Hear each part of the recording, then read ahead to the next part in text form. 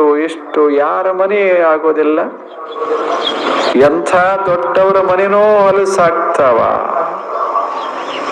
ಎಂಥ ಬುದ್ಧಿವಂತರ ಮನಸ್ಸು ಒಮ್ಮೊಮ್ಮೆ ಹೊಲಸಾಗ್ತಾವ. ಆಗ್ತದ. ಬಹಳ ಸ್ವಚ್ಛ ಸ್ನಾನ ಮಾಡ್ಯಾನ. ಏನು ಫ್ರಾನ್ಸ್ ದೇಶದ ಸೋಪು, ಇಂಗ್ಲೆಂಡ್ ದೇಶದ ಟಾವೆಲ್, ಏನ್ ನೋಡ್ಬೇಕು, ಇಟಾಲಿ ದೇಶದಿಂದ ಒರೆಸೋದು ರಬ್ಬರ್, ಏನ್ ಮಹಾಬಳಿಕ ಸ್ವಿಟ್ಜರ್ಲೆಂಡ್ದಿಂದ ಸುವಾಸನೆ ತಂದಾನ, ಎಲ್ಲ ಮಾಡ್ಯಾನ. ಶಿಸ್ತಾಗಿ ಸ್ನಾನ ಮಾಡಿ ಹಿಂಗ ಹೊರಗೆ ಬಂದಾನ. ಹಿಂಗ ಉಳಿಬೇಕಂತಾನ.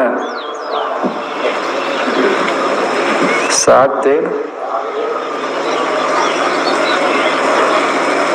ಹೊರಗೆ ಬಂದ ಶುರು ವಾಸನ ಕಡಿಮೆ ಆಗ್ತದೆ, ಮೈ ಸ್ವಲ್ಪ ಹೊಲಸಾಗ್ತದೆ, ಬಟ್ಟೆಗಳು ಮಾಸ್ತಾವ, ಎಲ್ಲ ಆಗ್ತದೆ. ಊರಾಗೆಲ್ಲ ತಿರುಗಾಡಿ ಸಾಯಂಕಾಲ ಮನೆಗೆ ಬಂದ, ಮತ್ತ ತೆಗದ, ಮತ್ ಸ್ನಾನ ಮಾಡಿ. ಹಿಂಗ ಇರೋದು. ಅದಕ್ಕೆ ದಿನ ದಿನ ಸ್ವಚ್ಛ ಮಾಡೋದು, ಇವಕ್ಕ ನಿತ್ಯ ಕರ್ಮಗಳು ಅಂತ ಕರೀತಾರೆ. ದಿನ ಸ್ವಚ್ಛ ಮಾಡೋದಕ್ಕೆ ನಿತ್ಯ ಕರ್ಮ ಅಂತ ಕರೀತಾರೆ. ಒಮ್ಮೆ ಸ್ವಚ್ಛ ಈ ಜಗತ್ತಾಗುವುದಿಲ್ಲ. ನಾವಂತೇವಲ್ಲ, ಜಗತ್ ಸುಧಾರಣಾ ಮಾಡಿ ಬಿಡಬೇಕು ಅಂತ. ಮಾಡು, ನೀನಿರೋ ತಕ ಮಾಡು. ನೀವಾದ ಬಳಿಕ ಮತ್ ಹೊಲಸಾಗ್ತದೆ, ಮತ್ತೊಬ್ಬ ಬರ್ತಾನ, ಅವನು ಒಂದೀಟು ಮಾಡ್ತಿರ್ತಾನ. ಅಷ್ಟೆ ಮಾಡ್ಕೋತಿರೋದು. ಎಲ್ಲ ಒಂದೇ ಸಲ ತೆಗೆದು ಹಾಕ್ಲಿಕ್ಕಾಗೋದಿಲ್ಲ. ಅದಕ್ಕೆ ದೇಹ ಮನಸ್ಸುಗಳಿಂದ ನಾವೇನು ಮಾಡಬೇಕು? ಚಲೋದು ನೋಡೋದು, ಚಲೋದು ಕೇಳೋದು, ಚಲೋದನ್ನ ಮಾಡೋದು. ಆ ಬಳಿಕ ಮನಸ್ಸನ್ನ ಸ್ವಚ್ಛ ಇಟ್ಟುಕೊಳ್ಳೋದು, ಎಲ್ಲರಿಗೆ ಒಳ್ಳೇದಾಗಲಪ್ಪ ಅಂತ ಅನ್ನೋದು. ಎಷ್ಟು ಮಾಡಿದರೆ ಮನಸ್ಸು ಸ್ವಚ್ಛ ಆಗ್ತದೆ, ದೇಹ ಇಂದ್ರಿಯಗಳು ಸ್ವಚ್ಛ ಆಗ್ತಾವ. ಎಷ್ಟು ಚಲೋ ಕೆಲಸ ಅದು. ಇಷ್ಟ ಮಾಡೋದು,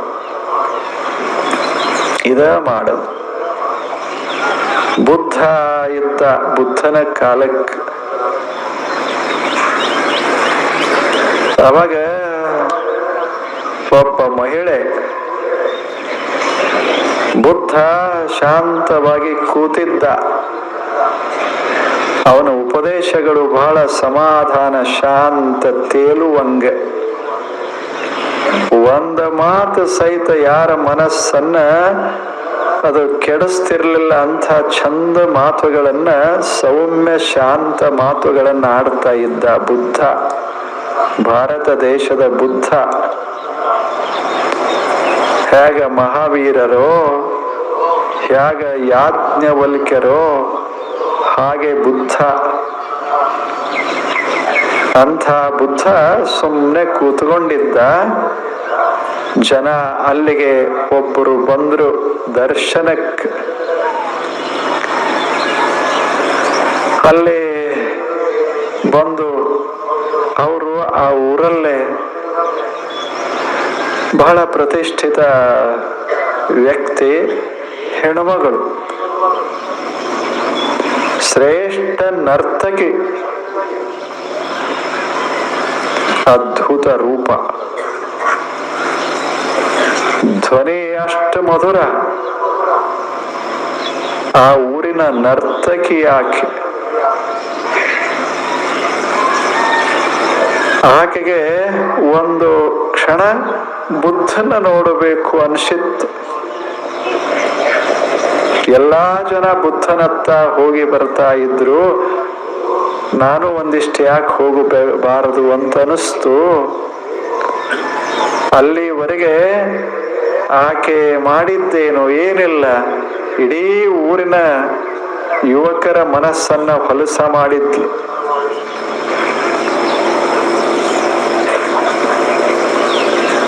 ಮನಸ್ಸುಗಳನ್ನೆಲ್ಲ ಕಲಕಿ ಬಿಟ್ಟಿದ್ಲು.